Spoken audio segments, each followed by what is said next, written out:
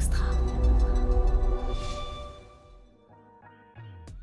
J'ai plus que 5 000 € sur le compte en octobre et je suis absolument persuadée qu'il faut que j'enclenche un budget sur Meta pour que ça décoche. Donc à ce moment-là, on mettait 150 € par jour, ce qui n'était rien. Et je dis à Élise, écoute, on a 5 000, on va mettre 750 € par jour. Vous payez pas, On se paye évidemment. pas. Là, c'est le qui tout double. Et à ce moment-là, c'est l'Eldorado encore de Facebook. Et on a un ROAS de 12. On est entre 12 et 14. Donc, le chiffre explose. Et on fait 200 000 € en l'espace de 2 mois à ce moment-là.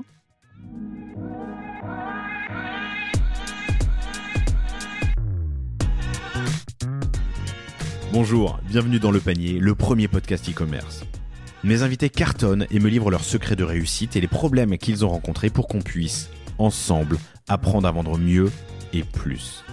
Mon engagement ici est simple, avoir une conversation sans filtre et sans faux semblants, et à ce que vous repartiez inspiré des succès, mais également des échecs, de mes invités avec les bons outils et les bons réflexes. Je suis Laurent Kretz, cofondateur de Cosa Vostra, agence digitale qui fait des sites incroyables et des strates de communication et d'acquisition sur mesure. On travaille pour des grands groupes comme pour des startups, en France comme à l'international, que ce soit pour lancer un site, refondre un e-commerce, développer un SaaS sur mesure, poser une strate de contenu ou repenser un business model. Contactez-moi sur lepanier@cosavostra.com ou LinkedIn et je me ferai un plaisir de vous répondre.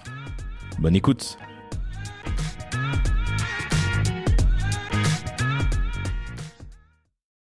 Bonjour à tous, très heureux de vous retrouver aujourd'hui pour ce nouvel épisode du Panier. J'ai l'immense plaisir de recevoir Céline Lescure, qui est la fondatrice de Plume Paris, qui est la première marque de prêt-à-porter féminin en précommande en France, mais tu le diras mieux que moi tout à l'heure. Plume Paris, vous pouvez retrouver ça sur plume-paris.fr.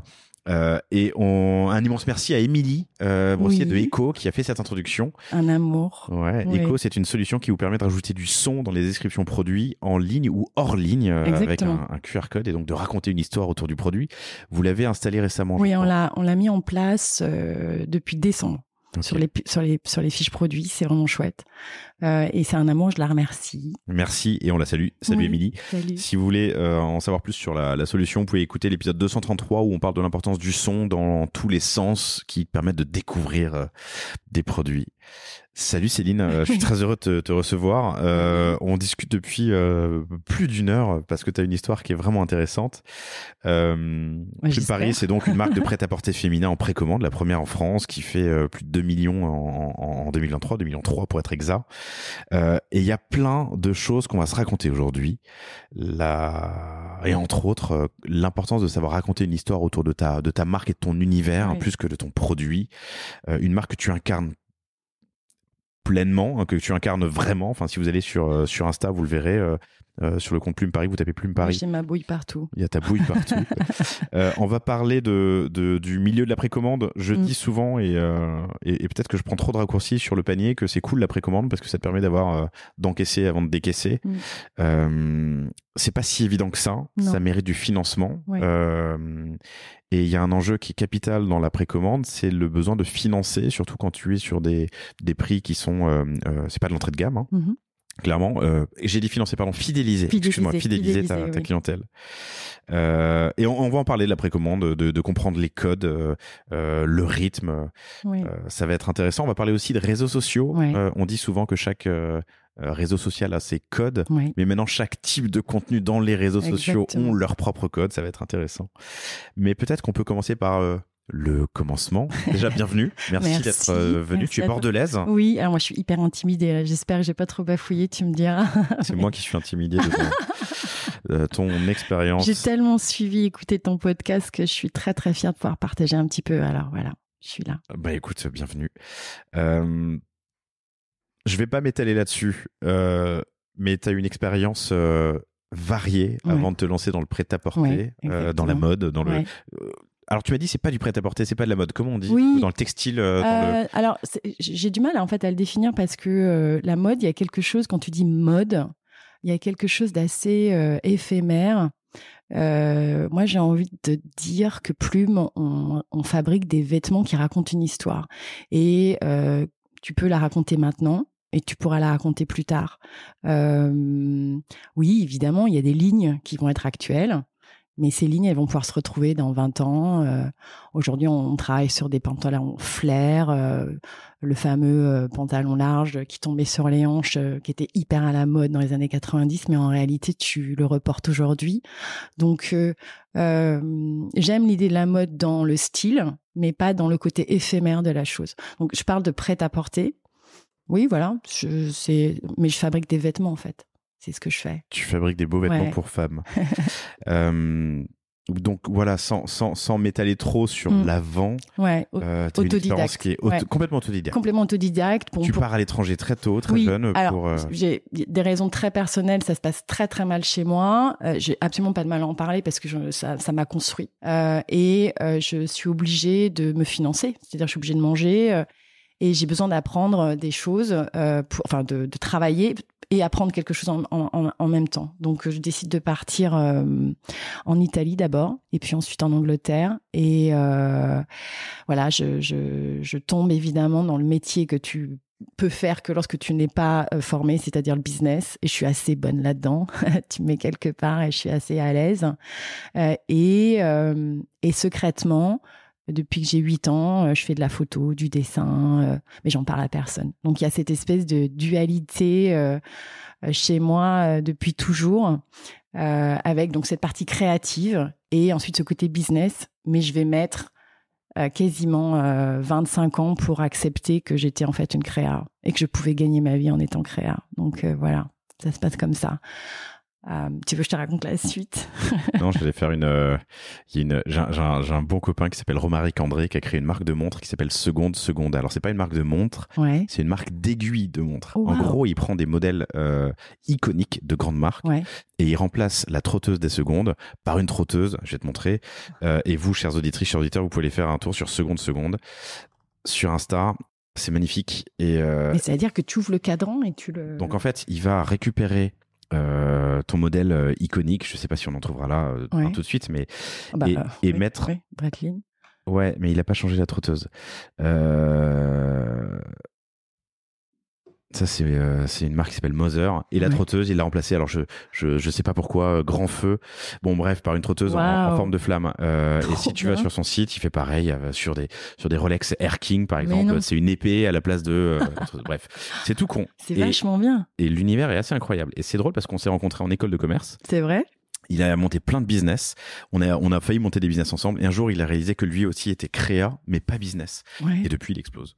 Je trouve intéressant la réalisation, tu sais, le truc un peu dormant, mais réveil tardif. Alors, réveil tardif, non, parce que ce que tu as appris, c'est à vendre. Et tu es une très bonne vendeuse. Tu étais très bonne vendeuse. C'est utile dans le business aujourd'hui. Exactement. C'est plus une corde qui était cachée, quoi. Ouais, exactement. Et puis, c'est ensuite une rencontre. Donc, toute la partie créative, en fait, c'est nourrie de rencontres. Je te disais que j'avais rencontré plein de gens et je crois pas au hasard, en fait. Tu es évidemment attiré par des personnes qui te ressemblent. Donc, quand j'étais à Londres, je me suis retrouvée avec des gens, je peux citer leur nom parce qu'ils sont des gens très connus, mais à boire des verres avec eux, comme David Sims, qui est par exemple le photographe iconique de Vogue.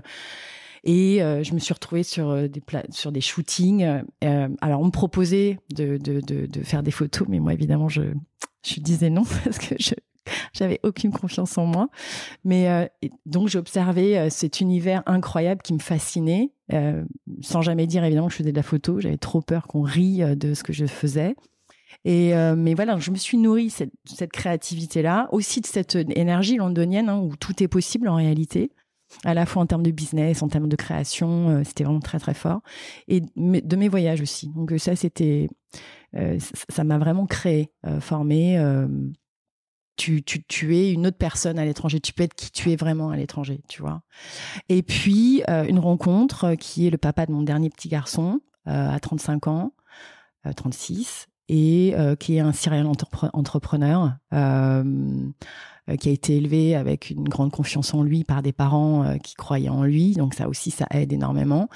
Et donc lui, il a plein de business et surtout, il croit en moi de folie. Et il regarde mes photos et il me dit, mais lance-toi. Et quand même, parce qu'il insiste. Je fais un peu de benchmark et je me rends compte que mes photos sont plutôt canons. Et en plus, je peux les vendre assez cher. Et c'est là que ça y est, le déclic business se fait à ce moment-là. C'est-à-dire que moi, j'ai l'impression qu'à partir du moment où tu as mis un pied dans l'entrepreneuriat, bah, tu as du mal à en sortir. Et en plus, quand tu es créatif... Qu'est-ce que tu veux faire après, en plus? Après, tout devient insipide. Bonjour, boss. J'arrive à quelle heure le matin? Mais c'est trop bien parce qu'en fait, tout devient une opportunité, en fait. Tout devient possible et Plume vient de là, en fait. Il n'y a pas eu du tout eu de réflexion. Je vais monter une marque de mode. Absolument pas. Parce que alors, déjà, moi, j'ai aucune confiance en moi. J'ai toujours l'impression que le rideau va se lever et on va me regarder en me disant mais on savait. et moi j'arrive pas de grandes écoles, tu vois, j'ai pas fait de grandes études, je suis absolument fascinée, j'adorerais, tu vois, faire un MBA HEC,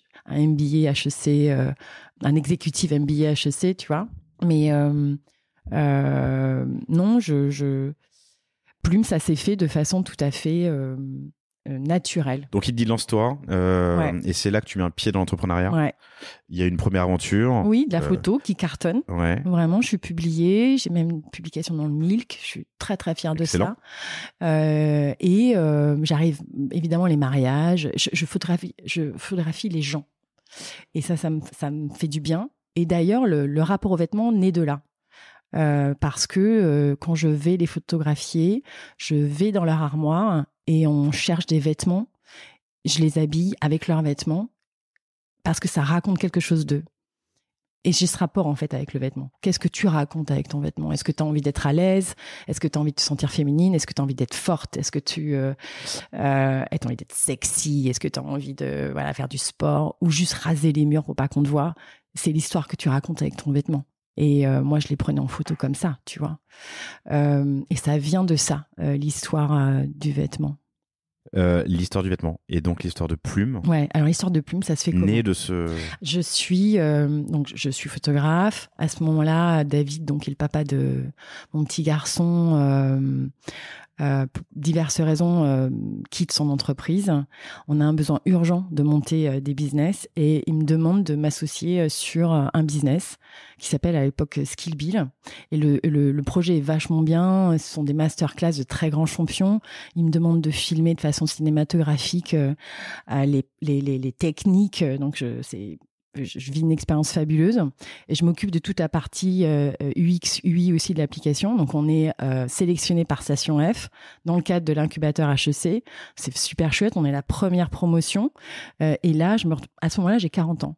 Et là, je me retrouve entourée de gens qui ont 25 à 30 ans, hyper cérébrés, très intelligents, fascinants, avec une culture que je ne connais pas. Et je suis immergée dans quelque chose qui me fascine et j'apprends énormément. Le business, notre business model ne fonctionne pas pour différentes raisons. Le persona principal de l'association, parce qu'on était sur de l'association sportive, le persona, il n'utilise pas le téléphone, donc c'était pas la bonne direction. On fait un pivot qui devient vraiment du B2B et là, ça m'intéresse beaucoup, beaucoup moins. Et puis, chose importante, je me suis associée avec mon mari et les rapports changent. Et j'en parle parce que c'est un vrai sujet. On est en train de parler d'entrepreneuriat. Nous, on se perd à ce moment-là parce que il est le boss. Nous, on a 6 enfants à la maison. Il est jamais là. Je fais tout, et je suis en prod aussi sur le bureau. Et là, j'explose. Et puis, j'ai plus surtout cette partie créative qui me faisait du bien, qui m'a alimenté. Ouais. Par contre, c'est intéressant parce que c'est à ce moment-là que je monte mon compte Instagram. Là, c'est important pour l'histoire qui nous concerne. Donc, petite aparté, masculin, je crois. Première histoire, moi, c'était première vraie aventure entrepreneuriale. J'avais 22, 23 ans, je crois. C'était quand je vivais à New York.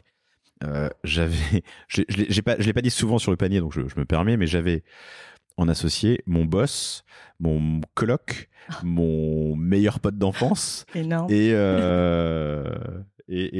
ma copine, parce qu'elle était en droit à l'époque, elle faisait du droit. Je me suis dit, c'est une super équipe de winners. Ouais. Pire des idées. Ah oui. L'association, c'est compliqué. L'association, c'est compliqué. Comme alors, mariage. Ça marche. C'est un mariage. Hein. Alors, moi, je dis souvent que c'est pire parce que t'as pas t'as pas les vacances et le sexe. En général. Mais non, c'est comme un mariage et tu parles que de problèmes. Tu passes ta vie à résoudre des problèmes. C'est ça. Et tu les amènes chez toi. Ensuite, ça marche. Il y en a qui arrivent. Ah oui, mais je pense que... les lunettes, c'est le père et ses 2 fils. Enfin, Ouais. tu vois, il y en a plein d'autres Oui, comme ça. mais pas quand le couple s'est fondé là-dessus. Enfin, quand le couple ne s'est pas fondé là-dessus. Tu vois, il y a quand le couple se nourrit différemment. D'un seul coup, en plus quand c'était un besoin, c'était pas quelque chose de. Moi, je voulais pas créer cette boîte. Je l'ai fait parce qu'il fallait le faire. Donc ça venait pas de mes entrailles. Ça venait pas de tes tripes. Ouais. Voilà, ça venait pas de mes tripes. Et lui, en réalité, il était pas vraiment dessus. Lui, ce qu'il savait faire, vraiment, où il est très très fort, c'est la promotion. Et donc, il n'était pas vraiment sur ce business-là. Il avait ouvert un autre business. Donc, ça crée pas mal de... Donc, finalement, je décide de sortir de l'affaire en 2019. Tu sors de l'affaire avec un petit package. Dans ce package, tu as découvert l'entrepreneuriat, été confronté à plein de jeunes cérébrés, un compte Insta et un peu de cash. J'ai 20 000 euros. 20 000 euros. J'ai 20 000 euros. C'est avec 20 000 euros que tu lances Plume Paris. Exactement. Okay. J'ai 20 000 euros et quand même si... Et un constat aussi peut-être. Comment ? Et un constat. Alors oui, déjà, ce compte Instagram, il est créé juste pour me faire du bien.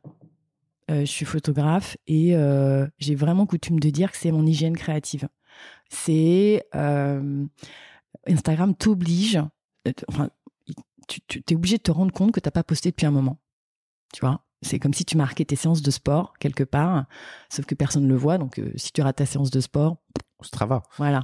Mais maintenant, il y a Strava. Sauf qu'Instagram, ça se voit. Et tu es un peu sanctionné par l'algorithme, même si Instagram, à ce moment-là, n'est pas l'Instagram d'aujourd'hui. Et quand je découvre Instagram, c'est génialissime. J'ai accès aux photographes du monde entier. Donc, il y a une véritable inspiration. Donc, je monte ce compte Instagram et je poste des photos, mais il n'y a pas ma bouille dessus. C'est pas l'Instagram d'aujourd'hui. On fait des selfies, on raconte sa vie. Donc, il y a vraiment une direction artistique et j'ai plaisir à imaginer mon post 2-3 jours avant parce que je fais beaucoup de food, beaucoup de lifestyle, de bricolage et je n'apparais pas. Et un jour, David me prend en photo. Et la photo fait 1200 likes. Je le prends presque mal. C'est-à-dire que ça fait 2 ans et demi que j'essaie de créer quelque chose de très beau. Et il me dit, et c'est rigolo, c'est lui qui est vraiment à l'initiative de tout ça, il me dit, mais t'as compris en fait, ils veulent te voir toi. Elles veulent te voir toi, il faut que t'apparaisses. Donc j'ai légèrement évoqué ma problématique avec ma confiance en moi. Donc au début, c'était extrêmement difficile. Moi, j'étais photographe, je faisais du beau pour les autres. Il y a un lien entre la confiance en soi et l'envie de se montrer ?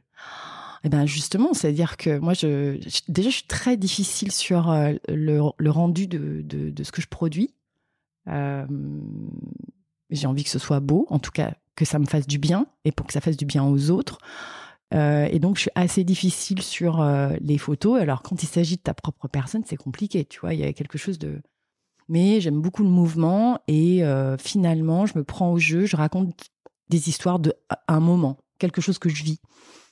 Il y a toujours du mouvement dans tes photos. Ouais, le mouvement est très, très important. Ça fait vraiment partie de Plume, d'ailleurs, de l'ADN de Plume. Et donc... Il te dit, il te prend photo, tu mets 200 likes. Exactement. Et là, je commence du coup à me mettre en scène. Et des marques commencent à me contacter pour que je puisse porter des vêtements. Ce qui m'étonne complètement. J'ai 40 ans, je parle jamais de vêtements, je suis pas du tout une passionnée de mode, je ne parle pas de style. Et pourtant, elles me contactent pour que je puisse porter des vêtements. Donc, c'est super. Je me dis, je reçois des cadeaux, c'est chouette. J'en fais pas du tout mon métier, mais je trouve que c'est plutôt intéressant. Et je me rends compte qu'elles me recontactent. Et là, il y a la businesswoman quand même qui commence à réfléchir, qui dit, mais bon, elle me redemande, donc ça veut dire qu'elle doit vendre quand même. Sauf que je ne parle jamais de vêtements. Et ça m'interroge vraiment. C'est-à-dire que je commence à réfléchir à ça. Je me dis, sans parler de vêtements, sans parler d'allure, sans parler de style, sans parler de la marque, les personnes qui me suivent veulent acheter ce que je porte. Et c'est pas parce que je le porte moi. Encore une fois, c'est pas un problème d'ego. C'est peut-être ce que je raconte. Donc, l'histoire que je raconte. Le moment que je suis en train de vivre. Et donc, je me dis, mais ça commence à germer tout doucement dans ma tête. Je me dis, écoute, tu sais photographier, tu sais faire du montage vidéo, tu sais raconter des histoires, tu sais monter un site internet, tu sais faire de l'acquisition, tu connais l'UX. Insta, tu commences à savoir gérer, ben pourquoi tu fabriquerais pas des vêtements ? Mais à ce moment-là, je n'ai absolument pas l'intention, ne serait-ce que le moindre gramme d'idée de monter une marque. Parce que pour moi, une marque, c'est une histoire, c'est autre chose, quelque chose d'inaccessible. Tu vois, je n'imagine même pas monter ma marque. Donc, OK, mais je fais les choses comme je sais les faire dans le digital. Donc, je me dis, je vais faire du design thinking sur ma communauté. Je peux t'interrompre une seconde? Ouais, carrément. J'adore ce que tu dis. Je vibre. C'est Emmanuel Chin qui disait dans un podcast sur Génération Digital, sur GDIY, pardon, il y a pas longtemps, il disait on a besoin d'oxygène pour respirer, d'eau pour s'hydrater, de sexe pour vibrer et de récits pour s'élever. Et je pense que c'est ça que tu es en train de dire et que nous on dit à toutes les marques avec lesquelles on travaille avec Cosa Vostra. Il faut savoir créer des moments d'exception, savoir raconter des histoires. Le produit, on s'en fout. Et quand on préparait l'entretien tout à l'heure, je redonnais cet exemple qui est connu, mais de Red Bull. Ouais. Red Bull te vend des mecs qui font des sauts acrobatiques à 3000 mètres d'altitude en ski, avec un vélo attaché. Et jamais on parle du produit. On te vend un moment, on t'envoie, on t'enrichit d'une histoire, d'un storytelling, d'un thème, d'un univers. Exactement, exactement. Et c'est ça, en fait. Et la femme, alors je pense que l'homme aussi, mais la femme en particulier, est à la recherche de ce qu'elle souhaite vivre. Et donc, c'est pas le vêtement en soi qu'elle vient chercher, c'est ce moment, cet instant que je suis en train de vivre, que ce que je raconte en vidéo ou en photo. Ou parce que j'écris beaucoup aussi dans mes histoires. Donc voilà. Atelier Design Thinking. Atelier Design Thinking. Donc là, on est 2019. En octobre, j'ai recruté une stagiaire, Margot, qui vient 2 jours par semaine. Je suis toute seule. Et on fait ses premiers ateliers Design Thinking. Donc, le principe est simple. Essayer de trouver les valeurs que véhicule ma communauté pour créer les bases de plumes. Parce que, évidemment, tu as toujours une idée de ce que tu véhicules. Tu as l'impression de savoir ce que tu véhicules, mais entre ce que tu penses véhiculer et ce que tu véhicules vraiment, des fois, il y a des très, très gros écarts. Ta communauté, elle fait quelle taille à ce moment-là? À ce moment-là, elle n'est pas grosse, elle a 10 000... Et alors, tu sélectionnes les gens, t'envoies des... inscrivez-vous. Ouais, voilà, inscrivez-vous. Moi, j'habite à Bordeaux, donc déjà, ça... forcément, il n'y a que celles de Bordeaux qui peuvent venir. Voilà. Ça sélectionne, ça segmente. Ça segmente, on fait 3 ateliers. Et il se passe quelque chose de génial, c'est-à-dire que évidemment il y a certaines des valeurs que j'imaginais porter qui sont là, qui ressortent, et d'autres que je n'imaginais pas du tout.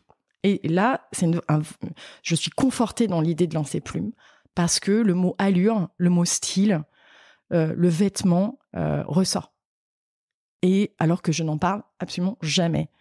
Ok, donc là, c'est comme un go. Hein. C'est-à-dire que, oui, vas-y, tu peux y aller, Céline, il y a quelque chose qui se passe.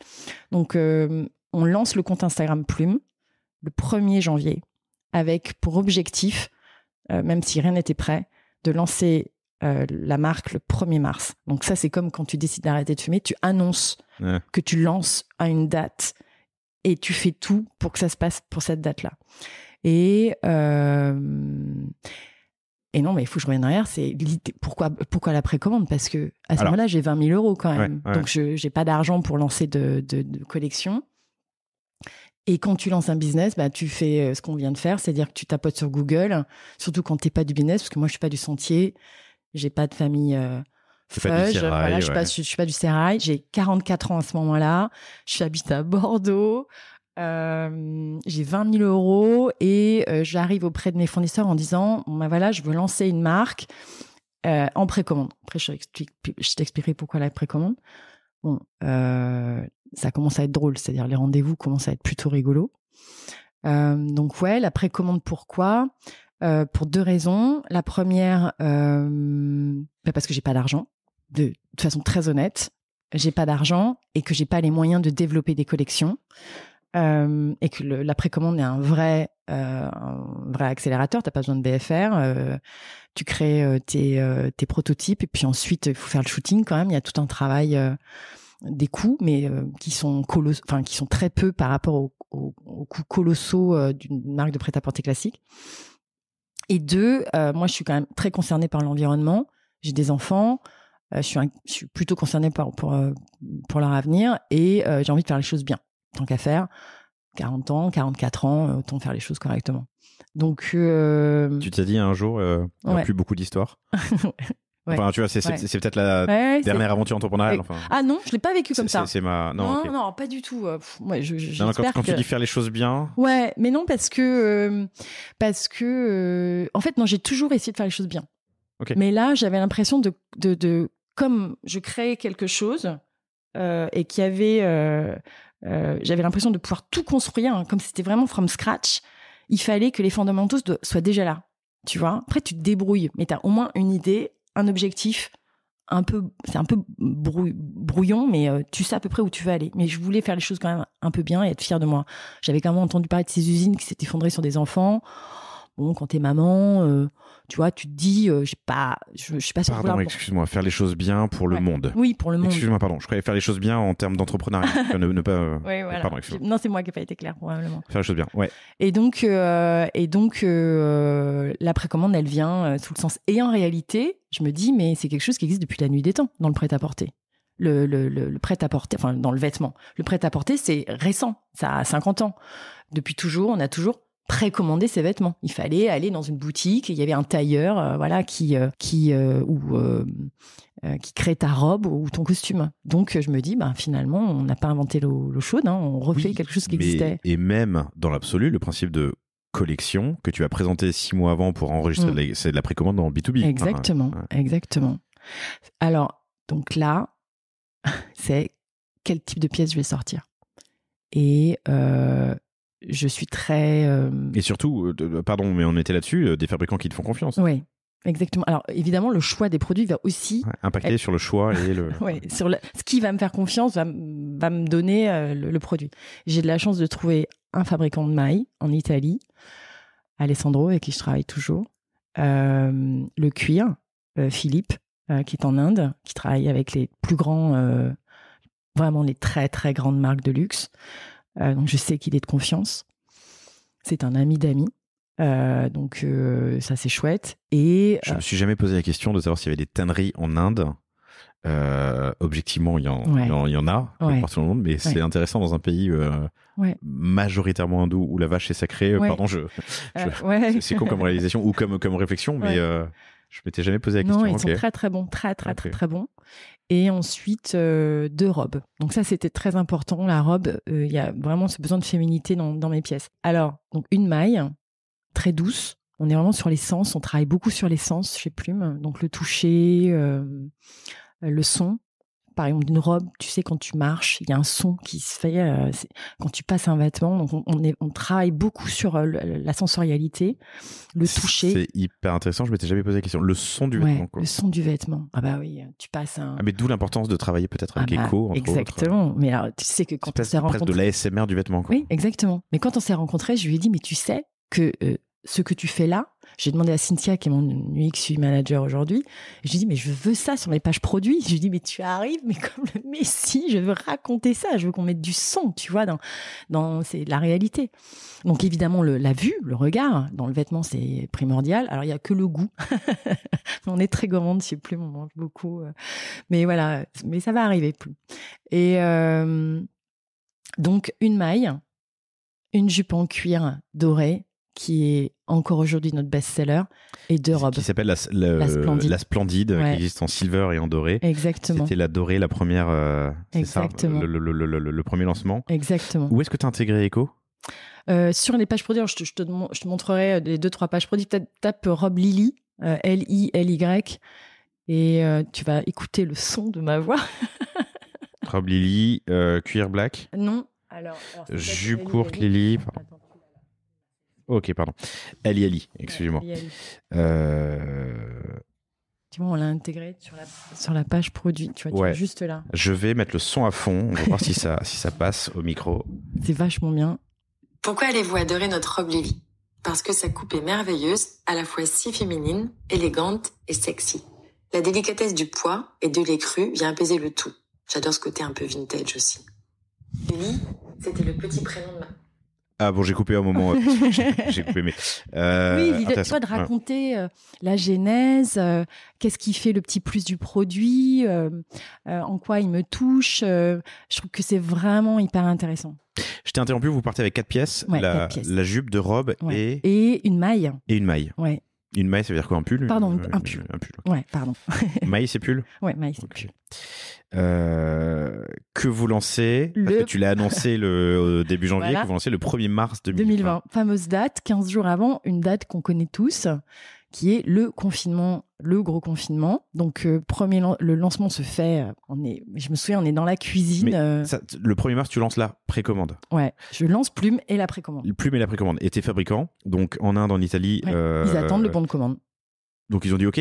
Bah, ils attendent, ouais. OK, s'il y a une commande, quoi. Elles se disent, si elle commande. Risque zéro pour eux. Risque zéro, absolument risque zéro. Okay. Mais on a juste fait les protos. Ouais, on avait fait les protos. À distance? À distance, on a essayé, renvoyé, revenu. Et puis surtout, on avait fait un shooting où j'étais partie avec une mannequin, une photographe stagiaire qui commençait à peine parce que je voulais qu'elle me prenne de temps en temps photo.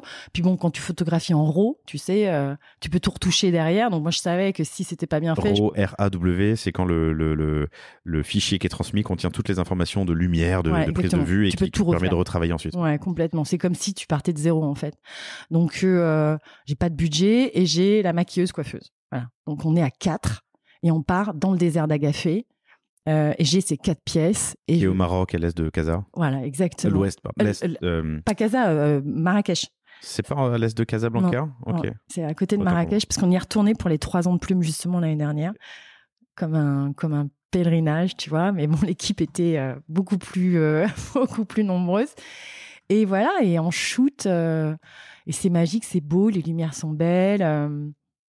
Et on fait ce lancement le 1er mars. Et franchement, je m'attendais pas à ce qu'on vende. Et 5 minutes après le lancement du site, on fait notre première vente. Et ça, c'est complètement fou quand même. 5 minutes après le lancement du site, première précommande. Ouais, première précommande. Et ça marche très fort. Alors, juste, il n'y a pas de magie. À ce stade, donc tu avais lancé le compte Plume début janvier. Ouais. Combien de followers à peu près en mars? Ah, en mars? Oh là, je sais plus. Je sais pas, on devait avoir quoi? Peut-être 2000 followers, tu vois. 2000 followers, ouais. Toi sur Cli? Et moi sur Cli, j'avais 11 000 ou 12 000 followers à ce moment-là. Cli, c'est __C_L_I 2 fois underscore ouais, encore. Exactement, qui en fait Céline Lescurinquel en abrégé. Donc en tout une quinzaine de milliers de followers sur les 2 comptes sur lesquels tu annonces le lancement. Oui. Tu avais récolté l'adresse email? Avec des questionnaires, oui, un petit peu. En amont du lancement, je veux dire. En amont du lancement. Mais c'était surtout le storytelling, tu vois, c'était vraiment ça qui était important dans les photos, dans ce qu'on racontait. On parlait pas des produits, mais l'idée c'était de les amener vers quelque chose qu'elles allaient vivre, une expérience qu'elles allaient vivre. Moi, j'étais plus sur l'expérience en fait, et on avait commencé à parler de la précommande. Mais pas en détail. Je voulais pas que ça soit quelque chose de trop pragmatique, lourd. Je voulais vraiment les emmener dans quelque chose de léger. Donc, lancement le 1er mars, ça cartonne. On a 15 jours de folie. Je m'y attends pas du tout. Et Emmanuel Macron... Confinement le 17, je crois. Voilà, le 17. Donc, évidemment, tout s'arrête. Mais tout s'arrête. Plus aucune vente. Pendant 2 jours, il se passe plus rien. Le lundi, donc entre-temps, je rencontre Élise qui devient mon associée. Et on se rejoint dans notre petit bureau qu'on nous avait prêté.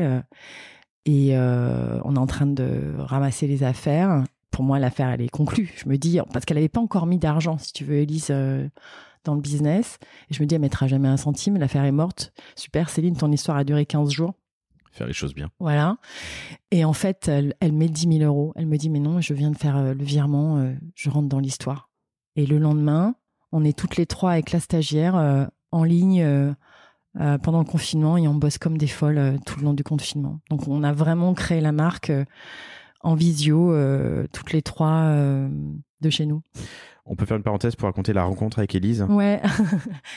Bah, c'est rigolo parce que ça s'est fait grâce à un podcast. Donc, je salue Clémentine, Sarla, du podcast La Matrescence, puisque c'était un podcast autour, en tout cas pour mon épisode, sur les familles recomposées, parce que je gérais une famille de 8 avec 6 enfants en bas âge. Donc, c'est assez rock. 6, hein? Ouais. Oui, 6. pardon. Ouais. Et Élise, c'est 8. Recomposé aussi. Recomposé Ok. aussi. Donc, il y avait 3 mamans différentes. Donc, c'est encore plus, tu vois, c'est compliqué. Et J'ose pas imaginer l'organisation des fêtes de Noël. Qui, quoi, quand, comment, quel dîner, quel repas. Ouais. Le plus dur, c'est qui mange quoi, en fait. Et je pense que quand tu as fait ça, l'entrepreneuriat à côté, c'est peanuts. Donc, ouais, on se rend compte comme ça. En fait, elle me suit vraiment en sous-marin et elle me contacte au moment où j'annonce que je veux lancer la marque et on se rencontre. Et c'est un vraiment coup de cœur professionnel. Et voilà. Et elle est rentrée dans l'aventure. Alors, elle ne l'est plus depuis 2 mois. Mais vraiment, ça a été... on l'a construite ensemble, cette marque. Donc, pour d'autres horizons, pour d'autres... Ouais, je pense qu'elle avait besoin... C'est un métier qui est très dur. Un bon terme. Ouais, bah écoute, voilà, quand tu as monté un business comme ça, une aventure comme ça, on a passé tellement de temps ensemble, tellement... Moi, ça a été un choc, parce qu'elle est partie très, très vite, mais parce qu'il faut se remettre de tout ça aussi. Mais je sais pas comment ça se passera par la suite, mais aujourd'hui, je n'ai que du bon. De toute façon, je suis incapable de voir autre chose. Je suis comme ça, moi, mais ouais, que du bon. Lancement le 1er mars, vous prenez des précommandes pendant 15 jours, ouais. Puis c'est le confinement, les commandes s'arrêtent pendant 2 jours, mais reprennent ensuite. Oui, et Élise, qui pouvait être hésitante, finalement, non, tu pouvais la croire hésitante, elle ne l'était pas et investit. Elle est à fond, elle investit. Vous lancez. Ouais. Et en 2020, donc cette année-là, à partir de mars, vous faites 300 000 euros, mais ces 300 000 euros, vous les faites aux 2/3, 200 000 sur les 3 derniers mois. Oui, exactement. Raconte-moi un peu le début, du coup, cet été, un peu hésitant, et surtout la précommande et l'attente des précommandes. Exactement. Donc là, on fait un carton. Alors, à un autre niveau, on vend 135 jupes en cuir doré, mais les clientes qui achètent sont persuadées qu'on est une marque installée depuis très longtemps. Parce que, on l'a compris après, les médias étaient vraiment nickel, parfait, tout était vraiment chiadé. Et donc, elles imaginaient qu'on était vraiment une grosse structure. Et donc, on a cette problématique, les usines sont fermées. Donc, on passe la commande, mais les usines sont fermées. Donc, on les prévient, elles sont super open, elles comprennent, on est toutes confinées, donc il n'y a pas de problème. Sur la première période, le premier confinement. Sauf que, donc, la production commence fin juin, début juillet, et en Inde, ils reconfinent. Donc la prod, elle part pas. Et là, on est très mal parce que si nos clients me demandent le remboursement à ce moment-là, parce que moi, j'ai réinvesti le cash que je viens de recevoir pour pouvoir développer le reste. Oui, pour lancer la commande. Ouais. Exactement. On est foutus. Donc, on décide d'appeler une à une toutes nos clientes. En réalité, ça se passe super bien, on les rencontre. Elles se rendent compte qu'on est une toute petite équipe et on fidélise ses clientes à vie. Donc ça, c'est vraiment une expérience extraordinaire. Est-ce que donc tu appelles les 135 clientes, toutes sauf 2 confirment leur commande et restent accrochées, et puis tu les fidélises à vie, je pense. Elles venaient d'où, ces 135 clientes? Alors c'est 135 sur la jupe ou 135 sur la jupe. Elles venaient d'où? Alors, de la publicité, parce qu'on avait commencé un peu de pub sur Meta, évidemment. Mais avec des tout petits budgets, tu vois, on était toutes petites donc à ce moment-là. Et puis parce qu'on avait fait déjà de l'influence. Donc j'avais 2-3 copines qui étaient influenceuses. Je leur avais envoyé la jupe, le seul proto. Donc on trichait avec des pinces, tu vois, parce qu'on en avait qu'un. Et voilà, c'était de l'influence. Et puis aussi sur mon compte. Donc on a vraiment fait de façon simple. Et ça s'est passé comme ça. Elles ont aimé le contenu. Et puis il y avait le prix qui était intéressant. C'est-à-dire que tout de suite... Tu la vendais combien? Je sais pas à l'époque. Alors aujourd'hui, elle est à 135 € en préco. Elle était un tout petit peu moins à l'époque. Et surtout, on avait une remise de moins 20%. Donc, c'était vraiment pas cher pour une jupe en cuir. On était très, très bien placés. Et donc, et en réalité, on est plein... Pardon. Je connais plein de femmes qui, en secret, en fait, rêvent de s'acheter une jupe en cuir doré, mais n'osent jamais passer le pas. Et voilà, qu'on peut-être passé le pas parce que le prix était bien positionné à ce moment-là. Donc, lancement qui se passe plutôt bien, mais gros problème sur la fabrication. Évidemment, très très long. On s'en sort finalement plutôt bien. On développe une deuxième capsule qui est toute coton, toute blanche. Sauf qu'il y a le déconfinement et les marques qui avaient pignon sur rue, qui avaient été obligées de fermer pendant le confinement, se mettent à brader leur stock. Donc, on ne devient plus du tout intéressante pour la cliente, puisque même si on propose une remise, on leur demande d'attendre, alors qu'à ce moment-là, les plus grandes marques sont à moins 40, moins 50, moins 60% et disponibles de suite. Moi, j'ai pas de frais, On est hyper agile. Je dis à Élise, ok, on stoppe, on fait 3 pas en arrière. Tant pis, cette capsule, elle est morte. On passe à la suite. Et donc, on est plutôt tranquille. On développe des bots en collaboration avec la communauté. On développe des mailles. On commence à travailler des jolies mailles faites à la main, brodées à la main en Italie. Et puis, et c'est là qu'en fait tout explose, j'ai plus que 5 000 € sur le compte en octobre. Et je suis absolument persuadée qu'il faut que j'enclenche un budget sur Meta, qui n'était pas encore Meta à ce moment-là, mais sur Facebook, pour que ça décoche. Donc, à ce moment-là, on mettait 150 € par jour, ce qui n'était rien. Et je dis à Élise, écoute, on a 5 000, on va mettre 750 € par jour. Vous ne payez pas, évidemment. On se paie pas. T'as l'argent de la prod est parti. Exactement. C'est pour ça que je disais que la précommande, c'est pas si rose, hein, comme je peux peut-être faciliter à le dire parfois. Il vous reste 5 000 €, tu peux planter la boîte. Ah bah oui, là, c'est le qui tout double. Donc, et tu décides de passer, donc multiplié par 5, 250 à 750 €. Je disais, on va monitorer tous les jours, on va regarder ce qui se passe. Et si vraiment ça marche pas, ben voilà, au moins on aura tenté, mais il faut y aller, quoi. Et à ce moment-là, c'est l'Eldorado encore de Facebook. Et on a un ROAS de 12. On est entre 12 et 14. Donc, le chiffre explose. Et on fait 200 000 € en l'espace de 2 mois à ce moment-là. Avec 20 000, donc avec 15 000 même d'ailleurs. 15 000, voilà. Okay. Et là, je me dis... parce que clairement, j'ai compris que c'était compliqué d'avoir des marges quand même quand tu fais des petites quantités. Je dis à Élise, le seul moyen qu'on ait de pouvoir survivre, c'est de commencer à faire un peu de quantité. Donc, il faut qu'on accélère. On n'a pas le choix. On peut pas être en mode tranquille. La société n'a pas le choix. Il faut accélérer. Donc, il faut aller lever du cash. Moi, j'ai arrivé du monde des startups où les gens lèvent de l'argent alors qu'ils ont fait 0 € de CA. Donc, j'ai aucune, idée préconçue. Je me suis rendu compte dans le prêt-à-porter, on ne dit pas trop quand on lève de l'argent, ça se fait pas. Moi, j'y suis allée vraiment nature peinture. Allez, on y va, on lève de l'argent et on va lever sur notre communauté. Donc, à ce moment-là, on valorise Plume à 1 million. On ouvre le capital 20% et donc on va aller chercher 200 000 €. Et déjà 200 000 €, pour moi, ça me paraît le bout du monde à ce moment-là. En fait, on le fait en 15 jours. Ouais. Donc, non, mais t'allais me raconter comment, et j'allais juste faire vous dire, chères auditrices, chers auditeurs, c'est un montant qui est effectivement aujourd'hui pas énorme par rapport à des levées dans la tech, dans le SaaS ou dans l'IA, je parle même pas des séries F. Ouais, c'était vraiment du seed. Hein. Même en seed, t'as des boîtes qui lèvent 1,5 million sur un PowerPoint, donc 200 000 c'est énorme. Et 200 000, ça peut paraître fou pour beaucoup, mais tu vas nous raconter comment tu as fait. 15 jours, c'est faisable à condition de s'y mettre à plein temps. Exactement. Et on a tous un oncle, un cousin, un vieux copain de papa qui a fait un peu d'argent et qui a 10, 15 000, qui serait prêt potentiellement à investir. Mais oui, parce que... Raconte-moi comment tu as fait du coup. Alors, parce qu'en fait, ce qui se passe, c'est que y a les fonds. Tout le monde pense aux fonds au départ. Mais, comme tu le dis, il y a toujours des gens qui sont prêts à mettre de l'argent. Ok.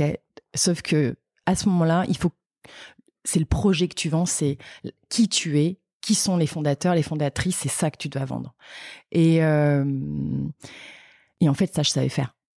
Tu vas vendre une histoire. Une fois de plus, c'est vendre une histoire, c'est raconter une histoire, c'est l'histoire que tu racontes. Exactement. Et donc, on avait juste besoin de la plateforme pour être vraiment... on n'a pas le choix, de toute façon, c'est légal. Donc, on a fait du crowd equity, on est passé par Happy Capital.